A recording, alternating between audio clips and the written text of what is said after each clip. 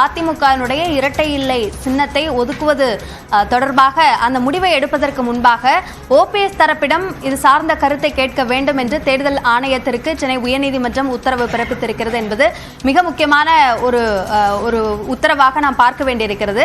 இரட்டை இலை சின்னத்தை பொறுத்தவரைக்கும் ஏற்கனவே ஈரோடு கிழக்கு தேர்தல் அந்த தேர்தல் நடந்த போதுதான் அந்த தேர்தலுடைய முடிவுக்கு விட அந்த இரட்டை இலை சின்னம் யாருக்காக சாதகமாக செல்ல போகிறது என்பது சார்ந்த எதிர்பார்ப்பு அதிகமாக இருந்தது. ஆனால் அது இபிஎஸ் தரப்புக்கு தான் சென்றது. அதற்கு பிறகாக நடந்த நாடாளுமன்ற தேர்தலிலும் முழுமையாக அதிமுக பொதுச் செயலாளர் அவர்தான் அதே போன்று இரட்டை இலை சின்னமும் அவர் தரப்புக்குத்தான் செல்லும் என்பதை நீதிமன்றங்களிலும் பல்வேறு உத்தரவுகள் மூலமாக உறுதிப்படுத்தி இருந்தார்கள்.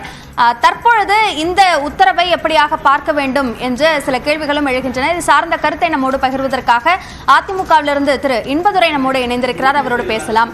வணக்கம் சார். இந்த தேர்தல் ஆணையத்திற்கான இந்த உத்தரவு, சென்னை உயர்நீதிமன்றத்தினுடைய இந்த உத்தரவு இபிஎஸ்க்கு ஒரு செட்பேக்காக பார்க்கணுமா? திரு புகழேந்தி அப்படியாக குறிப்பிடுகிறார். இல்லவே இல்ல. இது வழக்கம் போல ஒரு நாள் தலைப்பு செய்திக்கு உபயோகப்படுகிற ஒரு வழக்கு. என்னன்னா, சூரியமூர்த்தி ஒரு வழக்கு பாராளுமன்ற தேர்தல் சமயத்துல எலெக்ஷன் கமிஷனுக்கு ஒரு ரெப்ரசன்டேஷன் கொடுக்கிறாரு. அதாவது என்னுடைய வழக்கு ஏற்கனவே சென்னையில சிவில் நீதிமன்றங்கள்ல நிலுவையில் இருக்கு, அதனால அது முடிஞ்ச பிறகுதான் அவங்களுக்கு இரட்டை இலையை கொடுக்கணும்னு சொல்றது. கொடுக்கணும்னு எலெக்ஷன் கமிஷனுக்கு ஒரு மனுவை கொடுத்திருந்தார். அந்த மனு மீது உடனடியாக உத்தரவு பிறப்பிக்கணும்னு சென்னை உயர் நீதிமன்றத்தை அவர் நாடி இருந்தார்.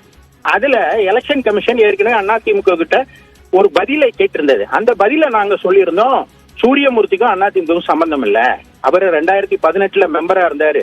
ஒவ்வொரு 5 ஆண்டுகளுக்கும் ஒவ்வொரு முறை தன்னுடைய உறுப்பினர் உரிமை சீட்டை புதுப்பிக்கணும்னு ஒண்ணு இருக்கு. அதன்படி அவர் புதுப்பிக்கல, அவர் அதிமுக இல்ல. மேலும் அவர் அதிமுக தொடர்பாக தொடர்ந்த வழக்குகள் சென்னை சிட்டி சிவில் நீதிமன்றத்துல தள்ளுபடி செய்யப்பட்டிருக்கிறது. அதை குறித்து அப்பீலும் அவர் நடத்தல. மேலும் அவர் அதிமுக சின்னத்தை எதிர்த்து போட்டியிட்டு இருக்கிறார். எடப்பாடி தொகுதியில 2021 அவர் அதிமுக எதிர்த்து சின்னத்தை எதிர்த்து போட்டியிருக்கிறார். அவர் போட்டியிட்டாலே ஆட்டோமேட்டிக்கா அவருக்கு பதவி போயிடும். அதிமுக உறுப்பினராக இருக்க தகுதி கிடையாது. எனவே இந்த மனு ஏற்கத்தக்கதல்ல.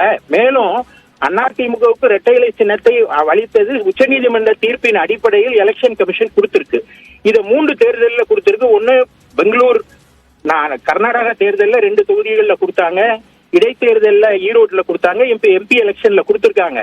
மேலும் இந்த சின்னத்தை கேட்டு இந்த சின்னத்தை பயன்படுத்தக்கூடாதுன்னு சென்னை உயர் நீதிமன்றத்தில் ஓபிஎஸ் உள்ளிட்டவர்களுக்கு எதிராக நாங்க மனு போட்டு அது சின்னத்தையோ கொடியையோ அல்லது வேஷ்டியோ பயன்படுத்தக்கூடாதுன்னு ஒரு ஸ்டே இருக்கு. அந்த ஸ்டேக்கு வேலை பெஞ்சில் அப்பீல் வந்தாங்க ஓபிஎஸ் தரப்பினர். அதுவும் தள்ளுபடி செய்யப்பட்டிருக்கிறது. இந்த சூழ்நிலையில இந்த வழக்கு இன்னைக்கு வரும்போது தேர்தல் ஆணையம் என்ன சொல்லுச்சுன்னா, நாங்க எல்லா தரப்பையும் விசாரிச்சு 4 வாரத்திற்குள் இதுல ஒரு பதிலை தாக்கல் செய்கிறோம் என்றுதான் சொன்னார்கள். அதை பதிவு செய்து கொண்ட நீதிபதிகள் 4 வாரத்துல எலெக்ஷன் கமிஷன் இதுல ஒரு பதில் சொல்ல போறதா சொல்லி இருக்கிறதுனால நாங்க இந்த வழக்கை முடித்து வைக்கிறோம், 4 வாரத்துல பதில் கொடுங்க என்று சொல்லி இருக்கிறார். வேணும்னா ஒரு நாள் தலைப்பு செய்திக்கு இது பயன்படுமே தவிர மற்றபடி இது ஒன்றும் பின்னடைவெல்லாம் ஒன்றும் இல்லை. நன்றி திரு இன்பதுரை. இணைப்பில் வந்து கருத்துக்களை பகிர்ந்து கொண்டமைக்கு.